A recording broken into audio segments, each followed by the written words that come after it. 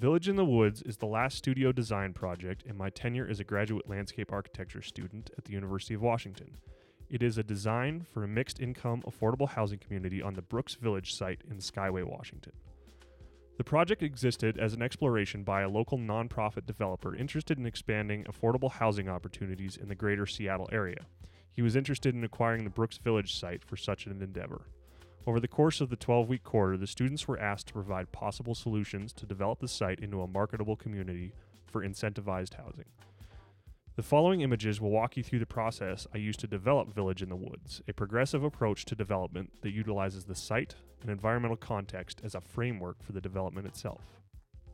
Skyway is an unincorporated community in King County, Washington, between the cities of Seattle and Renton. The Brooks Village site is the location for Village in the Woods. This site is just over 13 acres and exists at the convergence of a drainage subbasin for Taylor Creek, a small tributary that runs through the wetlands on the north portion of the site. On a slightly larger scale, it exists in the upper portion of a relatively small subbasin that dumps into the southern end of Lake Washington.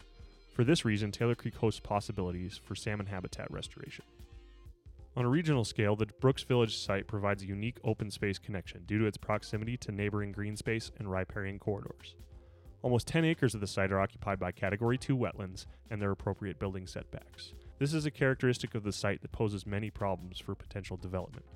As you can see in this GIS analysis of the possible wetland setback scenarios, the development potential for the site can be maximized at just over 3.5 acres. Thus, providing a quantity of housing to meet the economic demands of development without compromising the environmental quality of the site becomes the most challenging issue at hand.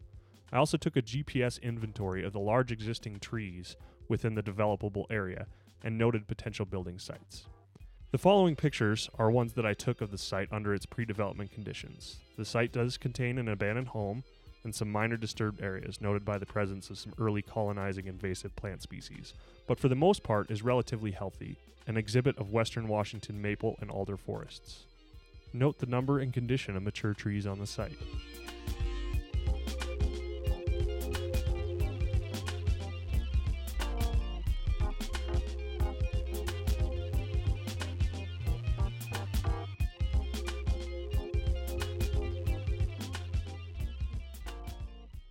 After visiting the site several times and gathering all this information, I was faced with a dilemma represented by two philosophical questions. As both a landscape architect and environmental advocate, development of relatively healthy ecological sites like Brooks Village is always a moral dilemma. The two questions I asked myself in order to direct my solutions were, 1. Is growth inevitable? In other words, if I don't take the care to design this site appropriately and sensitively, will someone else do it anyway? And will they consider everything needed to preserve the inherent qualities and importance of this site? 2. Is growth sustainable? What are the long-term implications of development? Can it be done sustainably? At the same time I was working on the design for Village in the Woods, I had just finished reading William McDonough's and Michael Brongart's Cradle to Cradle, Remaking the Way We Make Things, a fundamental read for anyone interested or passionate about sustainability in our current consumption paradigm. It was this book that I derived several of my baseline concepts and ideas for the development of the site. To answer the two questions I fronted myself with, I used the author's fundamental baseline for life on Earth, DNA, and its essential characteristics as a metaphor for my proceedings. In order for DNA, the basic building block of life on Earth, to replicate, and therefore sustain life as we know it, three things must exist. 1. Growth is a precondition even for simple replication. 2. Must have a free form of energy. 3. Must have an open system of chemicals operating for the benefit of the organism and its reproduction. I translated this metaphor into the goals of my design approach. 1. Provide affordable housing. Growth. 2. Utilize the solar energy potential of the site for power. Free energy. 3. Preserve and restore site soil, hydrologic, vegetation, and habitat regimes to maximize nutrient flow, carbon storage, and other chemical flows. Some of my early design concepts, these photo overlays, exhibit the overall design strategy. Minimize site disturbance by using the site's existing features, trees, clearings, topography, as a framework for the development.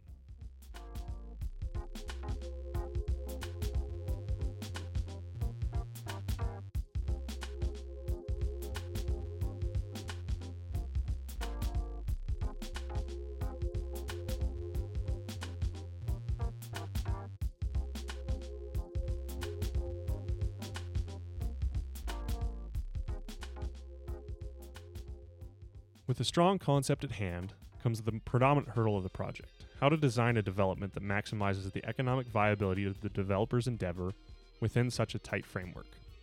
It was clear that the traditional design approaches and building strategies would not respect the site's inherent characteristics, but would also most likely compromise the ecological health of the surrounding wetlands and creek. To quote Albert Einstein, the world will not evolve past its current state of crisis by using the same thinking that created the situation.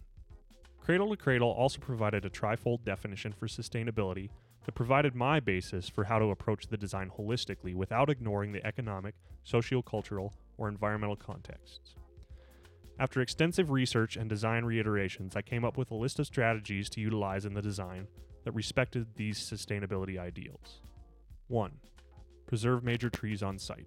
Utilizing the site analysis and inventory I conducted and discussed, I determined that it would be possible and ecologically beneficial to preserve as many of the existing mature trees on the site as possible, thus providing stormwater control, energy conservation, nutrient cycling, habitat, soil conservation, and many more benefits associated with trees.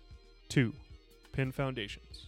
Traditionally used for boardwalks, decks, and other small structures, the progressive idea of using pin footings as the foundation for the housing on the site would eliminate much of the disturbing practices associated with traditional foundations and also allow for the preservation of the site's existing vegetation and nutrient flows.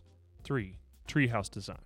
The idea of treehouses was not a stretch given the condition and feeling of the Brooks Village site. The monstrous trees provide an urban forest respite whereby an individual can escape into nature in the middle of the developed city. These housing ideas are based on a 25-foot by 25-foot floor plan stacked on top of each other to provide vertical square footage. Illustrated in these SketchUp models are 3 different unit models built in these 4 distinct housing types. A single-floor flat, designed to accommodate the accessibility requirements of affordable subsidized housing. They're utilized as either a standalone unit, what I call the 1 under none flat, or as the base for a 3/1 townhouse flat. There's a 2-floor model, again as the standalone 2/none townhouse, or as the base for a 3/2 townhouse. Or the 3-story townhouse, perched up in the trees atop a 2-story unit in the 3/2 townhouse. This small footprint and vertical expansion provides a unique living experience for residents amidst the canopy of the site's dense forest. 4. Mixed income strategies. Another strategy utilized to promote the 3-pronged sustainability approach is that of mixed income housing. I will talk a little bit more about this in a minute as I explain the design. 5. Pervious gravel paving surfaces. The last strategy I employ in the design of the site is pervious paving. That allows for the infiltration and capture of the site's runoff. I will discuss this primary location and the use of this strategy in a minute as well. Now onto the design. This next series of images is an overlay of axonometric drawings that displays the design progression around the site's framework that I utilized to develop these final solutions. First, the site and its wetlands. Then we overlay the design topography, which indicates the site's hydrologic flows, an important feature to ensure the preservation of the site's vulnerable features. From there, we overlay the buffer, indicating the developable regions within the site. The circulation within the site is built around a central access road that provides access to the main communal parking lot that is paved with permeable material. This allows for water infiltration and minimizes site runoff into nearby Taylor Creek. It's located on the site's most unhealthy opening and currently overrun by invasive plant species. The topography of the site is also designed to direct the flow of runoff towards the parking lot as a location of infiltration. This main circulation route also provides access to a central plaza, drop-off, handicap parking area to accommodate the accessibility requirements and resident activities. A second access, regress, is provided solely for emergency vehicles. The locations of the housing, set upon pin footings, situates units within the existing tree infrastructure. Built upon these pin footings are the treehouse design units. The mixed income design strategy mentioned earlier is carried out through 3 types of economic unit classifications. First, we have the affordable units. These are units partially subsidized to accommodate the needs of the working middle class and lower middle class residents that are unable to afford the expensive housing costs close to the city. Second is the supportive housing, units completely subsidized as part of a government housing program. Lastly, our market rate units. Combine all these layers, and you get the design for Village in the Woods.